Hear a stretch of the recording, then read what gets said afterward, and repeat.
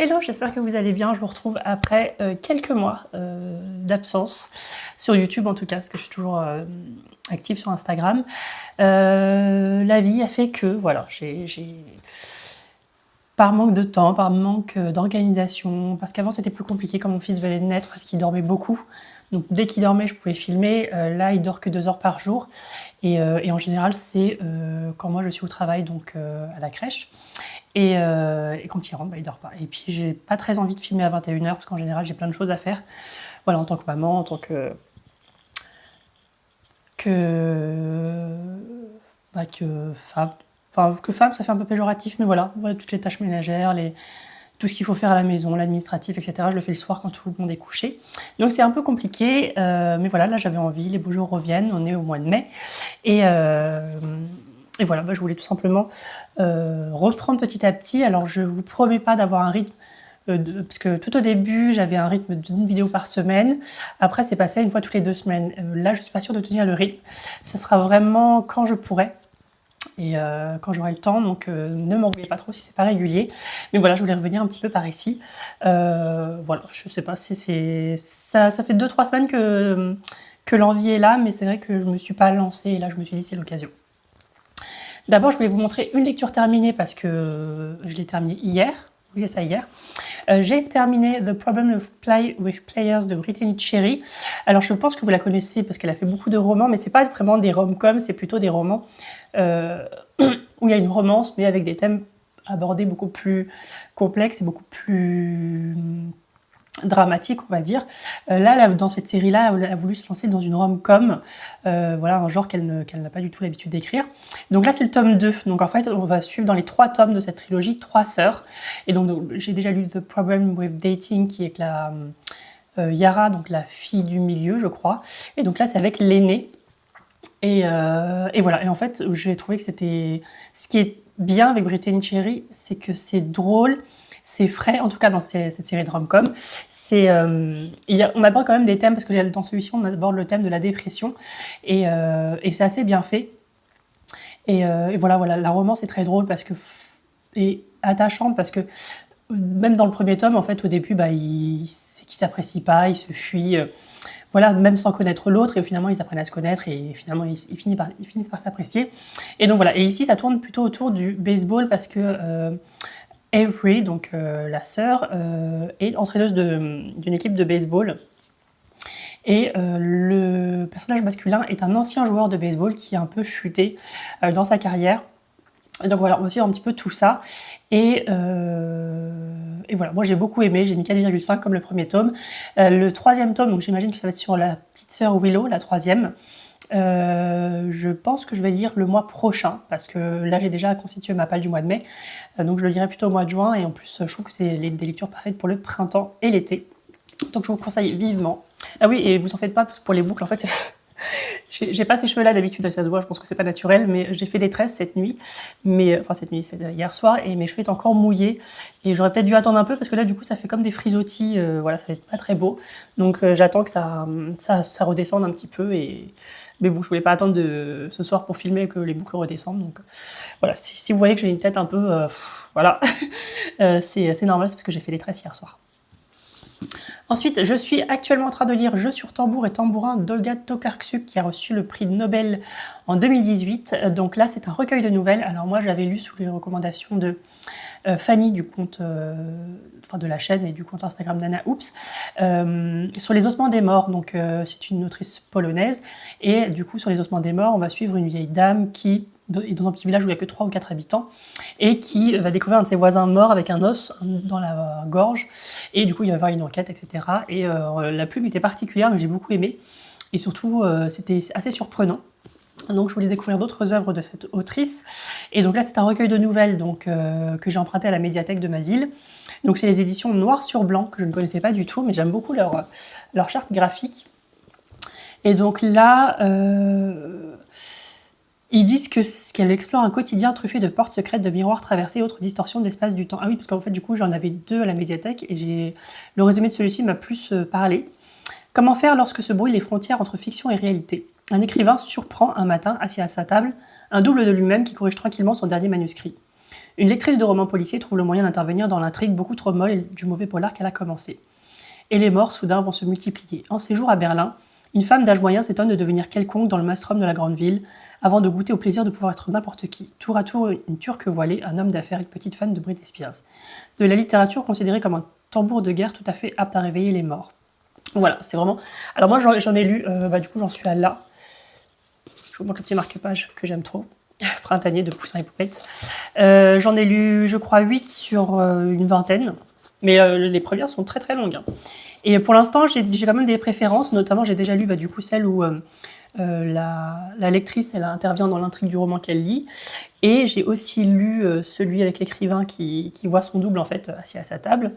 J'en ai lu 2 autres. Alors, il y en a une que je n'ai pas trop compris. En fait, j'ai lu et puis je me suis dit, je vois pas où on va. Mais bon, voilà, il y en a quand même certaines que je préfère. Mais elle a vraiment une belle plume, je trouve. En tout cas, au niveau de la traduction, une plume particulière, mais très belle, je trouve. Et assez travaillée pour des nouvelles. Donc voilà, j'ai hâte de le finir. Je vous en parle quand je l'ai terminé. Je ne vais pas vous présenter ma prochaine lecture parce que j'hésite vraiment entre 2 livres. Ce sera forcément de la fantaisie. Mais je voulais vous montrer des réceptions. Alors du coup, j'ai reçu un colis des éditions Albin Michel. Donc c'est Albin Michel Imaginaire. De base, quand souvent ils font pas des appels, mais oui, des appels à service de presse ponctuels. Et moi, j'avais postulé pour Les Jardins du Temps d'Émilie Kerbalek avant sa sortie. Et donc, du coup, j'avais transmis mon adresse postale. Et en fait, là, je vois que tout le monde commence à le recevoir. Enfin, tout le monde a commencé à le recevoir déjà il y a 2 semaines, je crois. Et moi, j'ai toujours rien. Et du coup, j'ai envoyé un message et j'ai dit, c'est bizarre, je n'ai pas reçu. Alors peut-être que c'est normal, hein, peut-être qu'il faut au fur et à mesure. Et donc, on m'a dit qu'a priori, il y avait beaucoup de colis qui avaient été perdus justement avec ces services de presse-là. Donc du coup, qui m'ont renvoyé un. Et je ne sais pas si c'est pour se faire pardonner, mais du coup, ils m'ont proposé un autre service de presse. Alors, ce qui est dommage, c'est que Les Jardins du Temps, en fait, je voulais le lire et le chroniquer du coup avant sa sortie. Mais là, il est déjà sorti, donc bon, c'est très récent, mais bon, c'est vrai que normalement, quand on reçoit un service de presse, c'est pour en parler avant, pour donner envie. Et ils ont été très gentils parce qu'ils m'en ont donné un deuxième. Et je vais vous montrer ça tout de suite. Alors, le premier, donc, c'est Les Jardins du Temps d'Émilie Kerbalek chez Albin Michel Imaginaire. Je le voyais beaucoup plus épais, il est pas si épais que ça, en fait. Il fait même pas 350 pages. Et puis, c'est quand même écrit gros. J'ai pas le souvenir, parce que moi, je crois que dans ces éditions-là, j'ai lu Les Maîtres en Lumineux. Il me semblait que c'était plus... Ou alors, vu que ça fait un moment que je les ai lus, c'est peut-être... Mais je sais pas, j'associais ça avec une police plus petite et des plus gros romans chez Albin Michel Imaginaire. Mais bon, voilà. Anouk Faure, la couverture, ça se voit. C'est celle qui illustre les petites nouvelles donc dans la collection... j'ai plus le nom de la collection. Chez Argile, j'ai plus le nom de la collection, mais c'est les petits formats. Et on reconnaît bien, je trouve, sa patte. Donc là, on nous dit Japon, fin du XVIe siècle. Les troupes d'Oda Nobunaga donnent l'assaut contre le temple du dieu dragon sur le mont Hiei, près de Kyoto. Pendant la bataille qui oppose les moniales aux troupes du seigneur de la guerre, une inestimable relique est brisée. 4 siècles plus tard, 2 spécialistes du temps sont appelés au cimetière du Mikageyama. Une tête tranchée a été trouvée dans une tombe. Elle semble dater du Japon féodal et contre toute attente, elle donne toujours des signes de vie. Les relevés à proximité de la sépulture montrent que le temps s'y écoule très lentement. Cette découverte pourrait révolutionner la compréhension de la nature même du temps, à moins qu'elle ne soit la première manifestation d'une série de dangereuses perturbations. Voilà, ça m'a donné très envie déjà parce que ça parle du Japon et c'est vrai que là ça a l'air assez particulier comme récit. Et en fait, ce que je ne savais pas, c'est qu'Émilie Kerbalek est née au Japon et effectivement, je crois qu'elle avait écrit un autre roman, c'était Les Monts d'automne, quelque chose comme ça, mais je crois que ça parlait aussi de la culture japonaise et je me posais la question en fait parce que bon, faut se le dire, Émilie Kerbalek, ça fait pas très japonais, mais effectivement là, je vois qu'elle est née au Japon, donc elle connaît quand même la culture japonaise, donc voilà. A priori, c'est un thriller temporel. Enfin, ils le décrivent comme ça, donc à voir ce que ça donne. Ah si, c'est Quitter les monts d'automne, voilà. Son autre roman qui me faisait penser à la culture japonaise. Donc voilà, j'ai très hâte de lire, j'espère le lire très vite parce qu'il est déjà sorti. Et le deuxième, c'est Je suis fille de rage de Jean-Laurent Del Socorro. Donc là, c'est une couverture hardback. Il est trop beau. Et du coup, derrière, on nous dit avril 1861. La guerre de sécession éclate, tandis que de mystérieux traits de craie viennent recouvrir les murs du bureau du président Abraham Lincoln. Chaque jour, militaires, affranchis, forceurs de blocus, politiciens ou simples poètes tombent. Et c'est la mort en personne qui tient le compte des victimes. Un dialogue s'engage entre Lincoln et la faucheuse. Cette dernière l'exhorte à mettre au plus vite un terme au conflit, mais aussi à l'esclavage. Lincoln s'attelle à cette tâche, la moindre hésitation de sa part ayant pour conséquence d'ajouter des traits au macabre des contes. Eh ben, je sais pas pourquoi je m'attendais à un autre résumé, et pourtant je l'avais déjà lu le résumé il y a très très longtemps. Et je me souvenais plus que c'était avec Abraham Lincoln, et en fait je suis joie parce que j'adore cette période historique. Enfin j'adore, je ne sais pas dire que j'adore, mais c'est une période qui m'intéresse au niveau historique. Et voilà. Et d'ailleurs de lui, je voulais lire, c'était Morgane dans Dragon, je crois que c'est lui qui l'a écrit, et qui me tentait, donc c'est une écriture du coup de la légende arthurienne, où c'est Morgane, je crois, qui prend le pouvoir. Et mais bon, je le découvrirai plus tard, mais celui-ci, apparemment, il a reçu le prix Babelio 2020 dans la catégorie imaginaire. Ah oui, c'était Boudica aussi que je voulais lire de lui, je voulais lire tellement. Donc voilà, pareil, la police est assez grande, et il fait presque 500 pages. Pourtant, il a un peu la même... Mais bon, je pense que les pages doivent être plus épaisses pour le brocher. Voilà, j'ai énormément envie de le lire, là, tout de suite. Lui, je ne sais pas s'il est sorti. Je ne suis pas sûre. Mais voilà, c'est un survie de presse qui me faisait trop envie, donc j'ai hâte. Alors, je vais peut-être pas enchaîner les deux. Je me dis, je vais peut-être lire celui-ci. Je ne sais pas. Je vais peut-être lire celui-ci avant, vu qu'il vient de sortir. Enfin, qu'il est sorti il n'y a pas longtemps, qu'il est déjà sorti. Et celui-ci, je vais essayer de me le caler pour d'ici la fin du mois, ou alors au... Ouais, mais ce serait bien. Il faudrait que je vérifie la date de sortie, que je le lise avant la sortie pour vous faire une chronique. Pas forcément ici, mais au moins sur Instagram. Et puis, je reviens vers vous quand j'ai fini celui-ci et quand j'aurai commencé ma prochaine lecture. Ah non, je voulais vous présenter aussi. J'ai fait une commande sur Léa Édition. Alors, je ne sais pas si vous vous souvenez, mais j'ai lu la série à 4 tomes de John Gwynne, donc, qui s'appelle Le Livre des Terres Bannies. Donc avec Malice, Bravoure, Ruine et Fureur, je crois, que j'ai adoré. Alors de base, j'avais lu le premier tome il y a très très longtemps, quand il est sorti, et le tome 2 d'ailleurs aussi. Et les deux d'ailleurs étaient des services de presse, si je dis pas de bêtises, de Léa. Et je sais pas pourquoi j'ai mis autant de temps, je n'ai lu que le tome 3 et 4 l'année dernière. Et j'ai adoré. Et donc là, cette année est sorti Le Temps de la Terreur, qui est une autre trilogie, mais qui est une centaine d'années, je crois, après Le Livre des Terres Bannies. Et Léa a sorti une édition hardback, en fait, de la saga Le Livre des Terres Bannies. Et donc là, j'ai commandé les 2 premiers tomes. Alors pourquoi j'ai pris que les 2 premiers? J'aurais pu prendre les 4, parce que ça a quand même un coût, donc moi, j'essaie de modérer mes achats. Donc la plupart du temps, j'achète en grande majorité, on va dire à 90%, quand les livres sont déjà sortis en occasion. Et quand ils viennent de sortir, ou alors comme ceux-là où je sais qu'ils ne seront pas vendus d'occasion, je les prends en neuf. Mais c'est très très rare.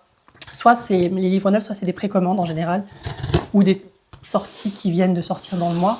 Mais sinon, quand ça fait plus de 2-3 mois, j'essaie de trouver en occasion, parce que ça fait un sacré budget. Là, quand vous voyez qu'un roman, par exemple, là je vous montre Je suis fille de rage, il est quand même à 25,90. Alors je ne parle pas du travail éditorial, etc., parce que ça les vaut certainement.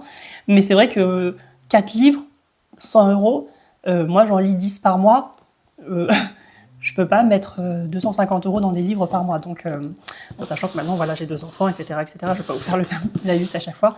Mais c'est vrai qu'avant, je me permettais plus d'acheter des livres neufs. Là, c'est un peu plus compliqué niveau budget. Et puis on a un chien aussi, accessoirement. Donc c'est vrai que je peux pas me permettre de... Voilà, j'aimerais bien, hein, dès que Daikin est sorti, d'acheter, mais souvent, quand c'est vraiment pas une sortie où je me dis il me le faut absolument, j'attends quand même 1 ou 2 mois, histoire de trouver en occasion. Et voilà, bon, tant pis, après, c'est vrai que une fois que la hype est passée, c'est vrai que ça m'arrange un petit peu, en fait. Alors, comme toujours, il y a toujours un petit post-it avec un mot de... soit de la... pas de la manager, mais soit de... J'ai pas les noms. Enfin, il y a toujours eu un mot de l'équipe, voilà, quand vous commandez. Et donc là, je vais vous montrer du coup Malice. Alors, J'ai vu qu'ils venaient de faire, enfin qu'ils ont fait il y a pas longtemps une édition travaillée, enfin un hardback collector chez The Broken Binding. Alors moi je suis pas abonnée à leur box, donc du coup je les reçois pas. Donc j'attends, souvent quand c'est comme ça, j'attends que ça arrive sur Vinted. Mais en fait la dernière fois j'attendais ça pour la saga du magicien de Raymond Fest. Et en fait les gens ils vendent ça à 300 €, la trilogie. Donc moi j'ai pas 300 € à mettre. Et je trouve ça très dommage parce que eux ils les payent pas 300 € en fait. Donc bon. Et là, du coup, j'ai vu qu'ils sortaient la saga Malice et puis The Broken Binding, j'adore leur travail. Mais je pense que je les trouverai jamais en occasion parce qu'ils sont tellement demandés. Mais voilà, donc du coup, là, c'est la version de Léa.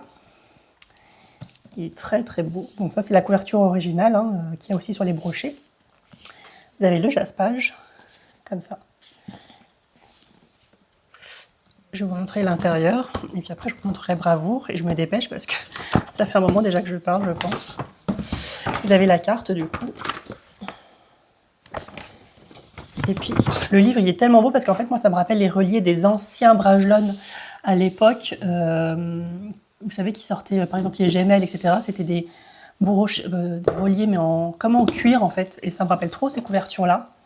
Voilà. Bon, après c'est du hardback lisse, hein. Là c'est pas du cuir. Mais c'est vrai que le visuel ça me rappelle beaucoup ça. Voilà, il est très beau, vous avez un signet. Je suis en train de réfléchir à... Alors, je sais pas, je pense qu'il n'y a pas d'illustration intérieure, non, à part la carte. Et puis, je vais vous montrer, du coup, Bravoure.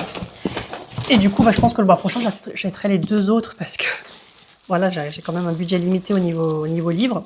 Mais ouais, c'est sûr que je vais acheter les deux autres. J'ai déjà les 4 embrochés, chez Léa en plus.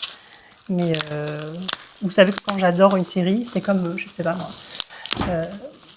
R.F. Kuang, voilà, j'ai 2 versions de Babel. Catabasis, j'en ai qu'un parce que j'ai un peu moins aimé. C'est le seul où j'ai pas eu coup de cœur de Rebecca Kuang. Et là, je me tâte parce que j'ai vu la version, mais c'est pareil, ils le vendent à des prix. J'ai vu chez Illumicrate la version de Poppy War. Mais pareil, je suis pas abonnée et puis je sais pas trop si j'attends qu'il soit sur Vinted. Mais ils avaient sorti aussi une version chez Fairyloot qui est vendue à un prix. Voilà, c'est un peu abusé. Voilà, très très beau. Et voilà, en fait, quand j'aime beaucoup des livres, je les ai en plusieurs exemplaires, notamment Blood of a Bright Heaven, je l'ai en français chez Calix, et The Sword of Kagan aussi, mais je les ai aussi en VO. Et là, en vert. Voilà, voilà. Très très beau, toujours avec le signet accordé à la couverture. Donc voilà, je vais vous laisser parce que c'est beaucoup trop long pour cette introduction. J'espère vous prendre la prochaine fois avec ma lecture terminée et ma prochaine lecture qui sera certainement un roman de fantasy.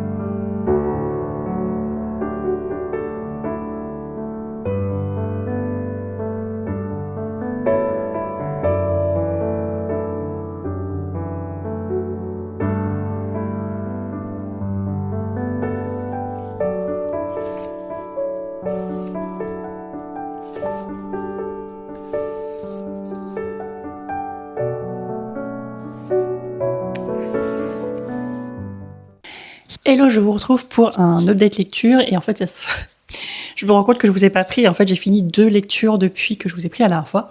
Donc du coup, j'ai déjà terminé Jeux sur tambour et tambourin. Ou Jeux sur tambourin et tambour, je vais vous mettre la fiche là. Parce que comme c'était un livre de médiathèque, je l'ai rendu. Ah, donc je vous expliquais que Olga Tokarczuk, je l'avais déjà lu sur Les ossements des morts que j'avais adoré. Là, c'est plus un recueil de nouvelles, donc c'est toujours assez aléatoire au niveau de l'appréciation des nouvelles. Il y en a certaines que j'ai adorées, que j'ai lues, je vais pas lire d'une traite parce que ce sont des nouvelles, donc on les lit forcément d'une traite, mais que j'ai lues de manière, voilà, assez, où j'étais assez prise dans l'histoire, et il y en a d'autres où je me suis un peu ennuyée parce que je comprenais pas trop où on voulait en venir. Voilà, c'est toujours l'inconvénient des nouvelles, mais dans l'ensemble, j'ai beaucoup aimé. J'ai mis 3,5, je crois, parce que c'était quand même assez aléatoire au niveau des nouvelles, au niveau je vais pas dire de la qualité parce que elle a toujours une aussi belle plume dans chaque nouvelle, mais c'est vrai qu'il y en a certaines qui m'ont plus attiré que d'autres. Donc voilà, et je vous disais que je vous avais montré des réceptions de Albin Michel Imaginaire, et finalement je me suis lancée dans les Jardins du Temps d'Émilie Carbalec. Donc, je vous disais que la dernière fois, ça faisait un moment que je voulais lire Quitter les monts d'automne, mais je me suis jamais lancée, bref, qui a d'ailleurs reçu un prix, enfin plusieurs prix. Et donc voilà, je crois que je vous avais expliqué le micmac du service de presse qui a pris du retard. Je l'ai lu en 3 jours. Alors, il n'est pas très long. Il fait 300 pages quelque chose. Mais c'est vrai qu'en fait, en termes de vocabulaire scientifique, on parle d'éléments spatio-temporels, c'est ça. Il y a beaucoup d'éléments scientifiques aussi, de termes scientifiques. Donc la lecture est plus longue que, par exemple, un roman de 300 pages, je l'aurais lu en 2 jours, normalement, 2 jours de soirée. Mais là, c'est vrai que ça m'a pris un peu plus de temps, surtout que moi, vous savez, hein, j'ai quand même des enfants. Et je me pose que le soir, donc le soir, mon cerveau est un peu moins réceptif. Après la journée de travail, etc. Et c'est vrai que il y a pas mal d'éléments. En fait, c'est vrai qu'au début, j'essayais vraiment de comprendre tous les concepts par rapport au temps. Et je me suis, après déconnectée, je me suis dit, il faut que j'accepte le fait de ne pas tout comprendre. Voilà. En tout cas, il y a beaucoup d'éléments historiques, dans le sens où on est... Alors, il y a des moments où on est un peu à la période voilà, impériale, etc. Et il y a des moments où il y a vraiment une évolution scientifique importante. Et je ne vais pas vous faire l'affront d'expliquer le concept qu'il y a dans ce roman, mais en soi, vous avez des dimensions où ils appellent ça des cercles, mais vous avez en fait, pour un même temps donné, en fait, le temps n'est pas linéaire. C'est un peu le gros concept de ce livre. Et donc, on suit, donc on a une espèce de prologue, et où vous avez des gardiennes du temps, en fait, qui sont dans un temple et qui se font attaquer par un seigneur de guerre, et tout va découler de là. Il y aura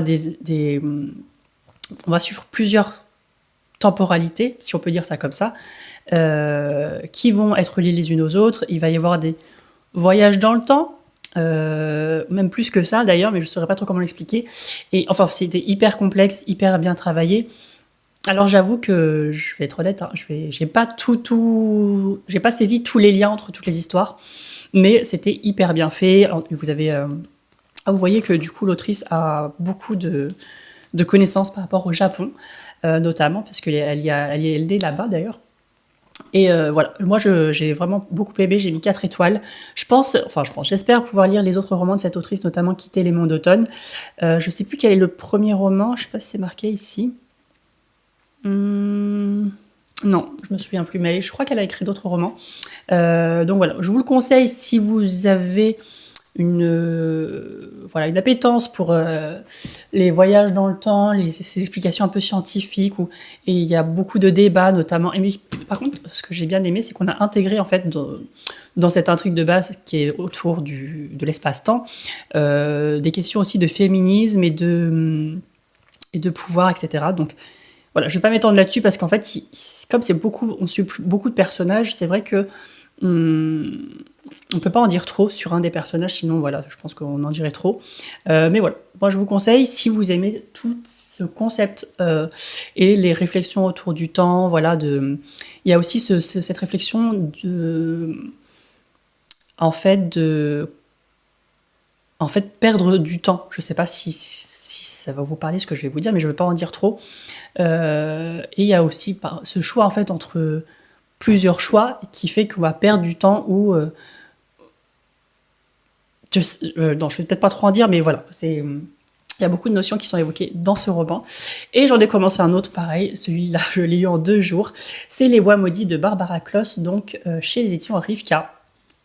Je vais vous le montrer un petit peu.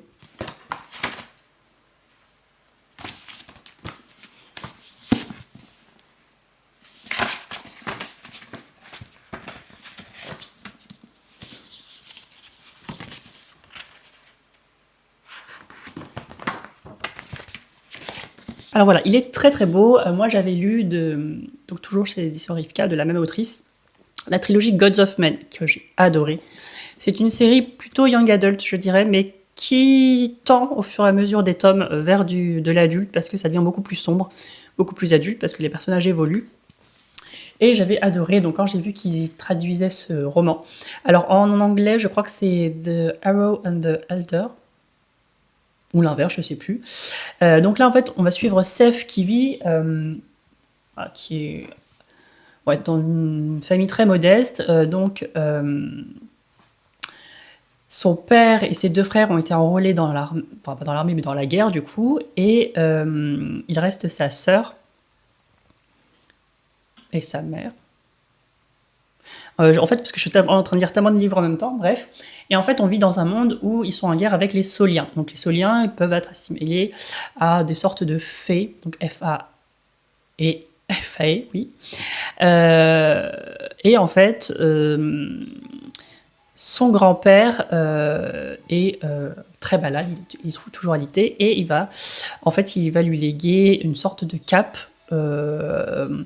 dont la marque de fabrique est Solienne en fait. Donc elle va se demander pourquoi il a en sa possession, en sachant que les 2 espèces sont en guerre et que du coup comment il a pu se procurer quelque chose comme ça. Et un jour du coup, par un événement particulier, elle va croiser la route du prince Alder, qui est en exil depuis 2 ans je crois, et pour regagner la confiance de son peuple, il essaie de mettre la main sur cet objet. Je crois que c'est ça le plot de base, sans vous en dire trop. Donc voilà, et elle, en fait, c'est une chasseuse, entre guillemets, enfin, elle chasse beaucoup. Et c'est pour ça que dans pas le titre, mais dans le concept de base, vous avez donc l'arc et la flèche et le cerf. Et vous comprendrez pourquoi aussi le lien avec tout ça. Mais voilà, ça se lisait très bien, parce que comme je vous ai dit, ça se lit très bien, parce que comme je vous l'ai dit, je l'ai lu en 2 jours. Alors il est assez court, hein, et puis en plus c'est écrit assez gros, mais il fait 443 pages. Voilà. Et ça se lit très bien parce que je trouve qu'il n'y a pas eu énormément de révélations ou d'éléments surprenants. C'est vraiment un roman, je trouve, typique. Je trouvais d'ailleurs que Gods of Men était beaucoup plus original au niveau de sa mythologie et son système de magie. Parce que là, avec la magie des fées, par exemple, on peut guérir, on peut faire des choses comme ça, mais ça reste, c'est pas inédit, quoi. Et là, vous avez aussi une sorte de malédiction sur ce monde. Je vous en dis pas plus parce que pareil, on le découvre au fur et à mesure, on ne dit pas grand-chose dans le résumé. Et voilà, il va forcément se tisser un lien entre ces 2 personnages qui, de base, voilà, n'ont pas forcément de lien particulier. Le prince Alder reste assez mystérieux, donc on va découvrir qui il est, pourquoi il est en exil, etc. Et le point aussi, mais je pense que ça, en fait, c'était peut-être trop prévisible, c'est qu'en fait, Seth est la seule à pouvoir toucher la cape cette fameuse cape solienne, sans se brûler. Enfin, sans être tuée même, peut-être. Et donc voilà, on va découvrir un peu tout ça. Et puis il y a aussi tous ces éléments par rapport à la guerre. Donc ça, c'était assez bien fait parce qu'on voyait beaucoup on va dire les conséquences de cette guerre entre Soliens et humains. D'ailleurs, bon, avant cette histoire, elle n'avait jamais vu de Soliens. Donc en fait, c'est ceux qui sont au front qui se battent, qui les voient, mais en fait, personne n'a jamais vu de Soliens. Et voilà, c'était assez prévisible dans l'ensemble, mais j'ai passé un très bon moment. J'aime beaucoup la plume de Barbara Klaus, en tout cas la traduction, que je trouve qui est assez travaillée. Et il y a beaucoup de figures de style, d'images, de métaphores, ce que j'aime beaucoup.